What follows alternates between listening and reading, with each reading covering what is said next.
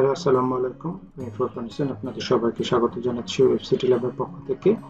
আশা করি সবাই ভালো আছেন।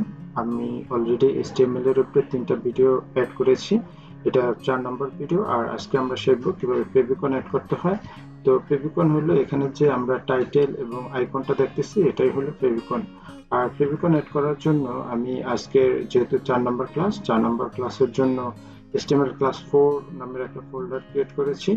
তো সে ফোল্ডারটা আমার যে কোড এডিটর আছে সেটার মধ্যে ওপেন করলাম। আর ওপেন করার পর এখানে আমরা HTML5 যে কোডটুকু ডিফল্ট সেটা নিয়ে আসলাম। নিয়ে আসার পর এখন আমরা যেহেতু ফেভিকন অ্যাড করতে চাই, তো ফেভিকন অ্যাড করার জন্য এখানে লিখতে হবে প্রথমে লিঙ্ক। যেহেতু এটা একটা লিঙ্ক, আর লিঙ্কটা আমরা যদি এই লিঙ্কটাকে এখানে লিঙ্কের একটা রিলেশন লিখতে হয়, তো লিঙ্ক রিলেশন কি হবে, আর এখান থেকে দিতে হবে টাইপ। তো এখানে যে আমরা ইমেজটা অ্যাড করব সেই ইমেজটার টাইপ কি সেটা লিখতে হবে। আর এখান থেকে দিতে হবে ইমেজের সোর্সটা কি হবে। তো সোর্স হলো যে আমাদের এখানে যে ইমেজেস ফোল্ডারটা আছে সেই ফোল্ডারটার এই যে favicon.png এটা শো করবে এখানে। তো আমরা যদি ইমেজের সোর্সটাকে ইমেজেস এভাবে করে লিখি ইমেজেস, এরপরে এই ইমেজটাকে দিয়ে দিই, তাহলে কিন্তু এটা আমাদের ফেভিকনের মধ্যে চলে আসবে। আর যেহেতু এটা একটা আইকন, সেজন্য আমরা এখানে এটাকে আইকন লিখে দিলাম, আইকন।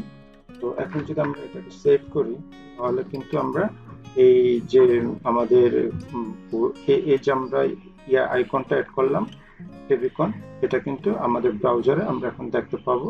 তো এখানে আমার এটার লোডিংটা আসলে এই ইউআরএলটা এটা না, আমি যেহেতু এই গো লাইভে যাই, মানে আমি যেহেতু একটা লাইভ সার্ভার নামের একটা এক্সটেনশন ইউজ করি, সেজন্য এখন যদি এইটা সেই লাইভ সার্ভার থেকে আসছে, এখন যদি আমি গো লাইভে যাই, তাহলে কিন্তু আমি দেখতে পাবো যে আমার কন্টেন্টের মধ্যে একটা আইকন চলে আসছে। আর যেহেতু এখানে ডকুমেন্ট নামের টাইটেল ছিল, সেজন্য এই ডকুমেন্ট এবং আইকনটা কিন্তু শো করতেছে।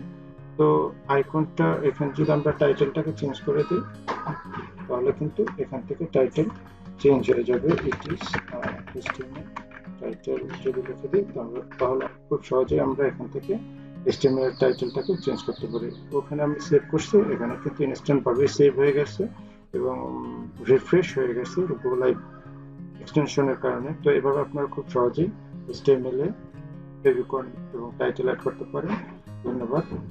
পরের ভিডিওতে সাথে থাকবেন। আর পরের ভিডিও আমি খুব দ্রুত নিয়ে আসতেছি।